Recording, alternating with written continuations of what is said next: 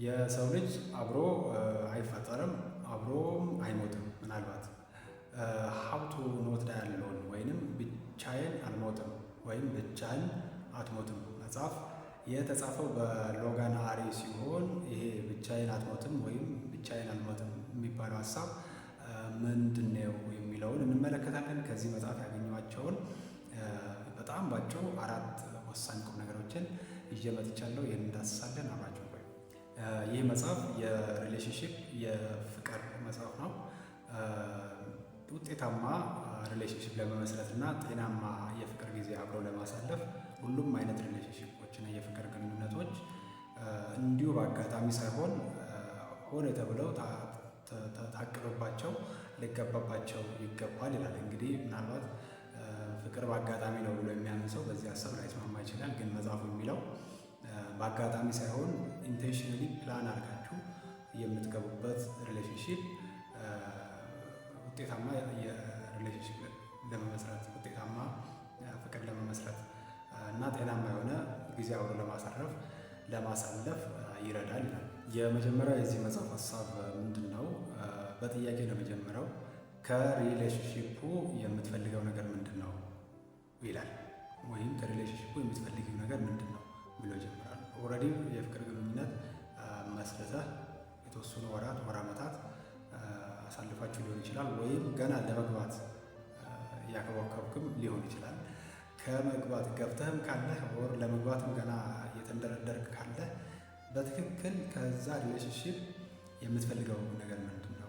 ከፍቅረኛ ወይም ከፍቅረኛሽ የሳበሽ ልዩ የሆነ ኳሊቲ ምንድን ነው የሚለውን መመለስ አለብሽ። አብራችሁ ለተወሰኑ ዓመታት እንግዲህ አብራችሁ ለብዙ ዓመታት በህይወት እስከተኖረ ድረስ አብራችሁ ልዘልቁ ነው እና ከዛ ሪሌሽንሺፕ ከዛ ሜሬጅ የሚፈልገው ነገር ምንድን ነው የሚለውን ማወቅ አለብሽ ይላል ይህ መጽሐፍ። ኮማን የሆኑ ሊያኗኑሯቸው የሚችል ኮማን የሆኑ አትሊስት እቅድ ጎሎቻችሁ ኮማን ናቸው ወይስ የአራምባና ቆቦ እንደሚባሉ አይነት ሁለታችሁም የሁለት ዓለም ሰዎች ናቸው? ያንን አውቀ እነዚህን ጥያቄዎች ስፔሻሊ ከሪሌሽንሺፑ የምትፈልገው ነገር ምንድን ነው፣ ኮማን የሆኑ አብሮ ሊያኗኑሩ የሚችሉ ጎሎች፣ ሼርድ ጎሎች፣ እነዚህ የጋራ ግቦች፣ እቅዶች አሏችሁ? ወዴት እንደተሳፈራችሁ፣ ወደ የትኛው ከተማ ለመሄድ እንደተሳፈራችሁ ታውቃላችሁ? ሁለታችሁም ተመሳሳይ ከተማ ነው ወይ ለመሄድ የተሳፈራችሁ የሚለውን መመለስ አለባችሁ ይላል።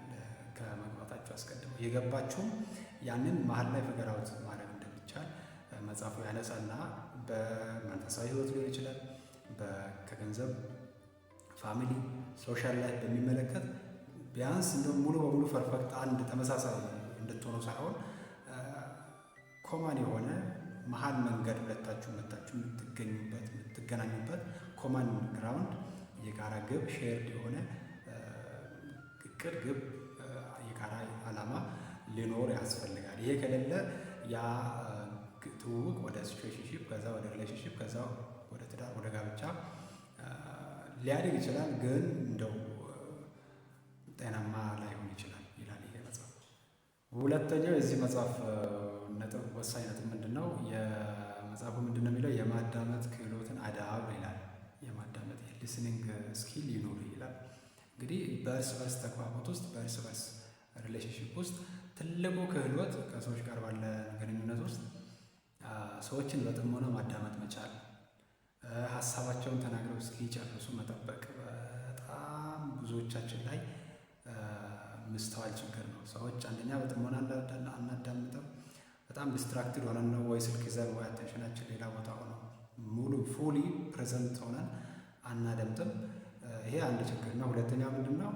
መሀል ላይ ሀሳባቸውን ሳይጨርሱ ገብቶ ማቋረጥ። ገና ሀሳብ እንትን ሲል አንዳንድ ዶሚኔት ማድረግ የሚፈልግ ሰው አለ። ንግግሩን እሱ ወደሚፈልግበት ብቻ መጠምዘዝ የሚፈልግ ወንድ ወር ሴትም ልትሆን ትችላለች። ፖርዛት ማለት ነው። ያ አያዛልቅም። አንዱ ካላዳመጠ ካልተደማመጡ እዛ ሪሌሽንሺፕ ውስጥ ምንም ሪስፐክት አለመኖሩን ነው የሚያሳየው። ሀሳቤን እስኪጨርስ መጠበቅ ካልቻለች ኦልሬዲ የሪስፔክት አለመኖር ነው። ፐርሰናሊ የምንረዳው እንደዛ ነው። እና ይሄ በጣም ወሳኝ ሪሌሽንሺፕ ላይም ትዳር ላይም የማዳመጥ ክህሎት በደንብ ሁለቱም ጥንዶች ማዳበር አለባቸው። በቃ ሁለቱም ለእሱ ስል ለእሷ ስል እንደምንም አንብቦም ተለማምዶም ስልጠናም ምናምንም ካለ ብቻ እንትን ብሎ ማዳመጥ አለበት። በጣም አቴንቲቭ ሆኖ ማለት ነው። አቴንቲቭ ሆኖ ማዳመጥ አለበት። ምንድን ነው አንድ በእንግሊዝኛ አባባል አለ አይደል? ለመመለስ ሳይሆን ለማወቅ አዳምጥ ነው የሚባለው። ለመረዳት አዳምጥ ነው ይባላል። ሪያክት ለማድረግ ሳይሆን መልስ እያዘጋጀ ሳይሆን ማዳመጥ ያለብን ፉሊ አብዞርብ አድርጎ ሀሳቡን ለመረዳት ከእሱ አንግል ሆኖ ለመረዳት ማዳመጥ መቻል ትልቁ የሪሌሽንሽፕን እንዲያብብ የሚያደርግ ስኪል ነው ይላል መጽሐፍ። ሶስተኛ የዚህ መጽሐፍ ጨብጥ ምንድን ነው? ሁለተኛ እድል ስጥ ይላል።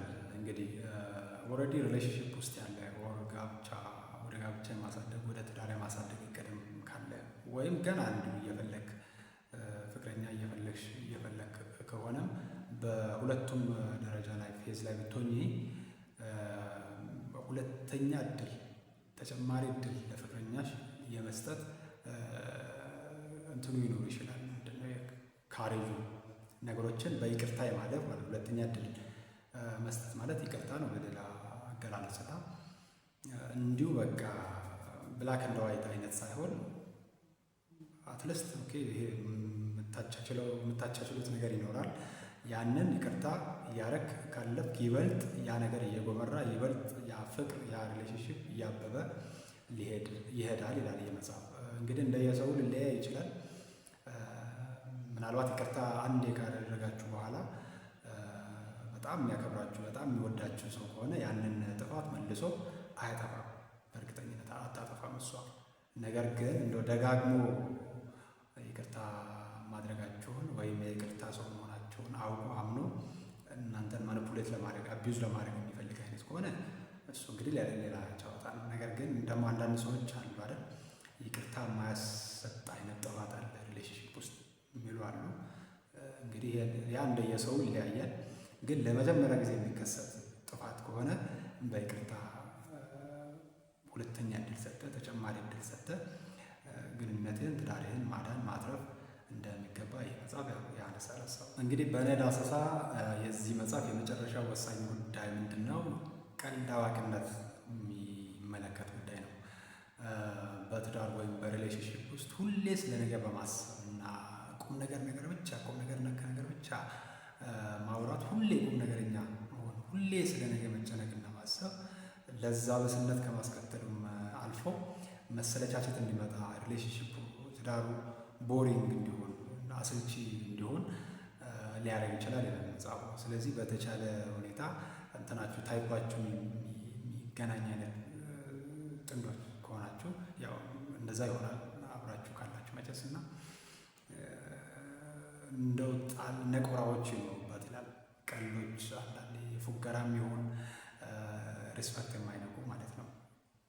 ምንድነው ማንነትን የማይነቁ ግን እንዲሁ ነቆራዎች፣ ቀልዶች፣ ለዛ ያላቸው ጨዋታዎች ሪሌሽንሺፕ ውስጥ ቅመም ናቸው። ሪሌሽንሺፑ እንዳይጎመዘዝ የሚደረጉ ማጣፈጫ ቅመሞች ናቸው ይላል እና ይህንን ብቻዬን አትሙት መጽሐፍ ወይንም ብቻዬን አልሞትም መጽሐፍ እንደዚህ ላሰናል። ሀሳብ፣ ጥያቄ፣ አስተያየት ካላችሁ ታች ኮመንት ላይ አስቀምጡ። ከዚህ ቪዲዮ አንዳች ቁም ነገር አግኝቻለሁ ብለህ ካሰብሽ ይህንን ቪዲዮ ዘግታችሁ ከመውጣታችሁ በፊት አንድ ሰከንድ ቢወስድ ነው። ሰብስክራይብ በማድረግ የደወል ምልክቷን አብሮ ሰናይ ጊዜ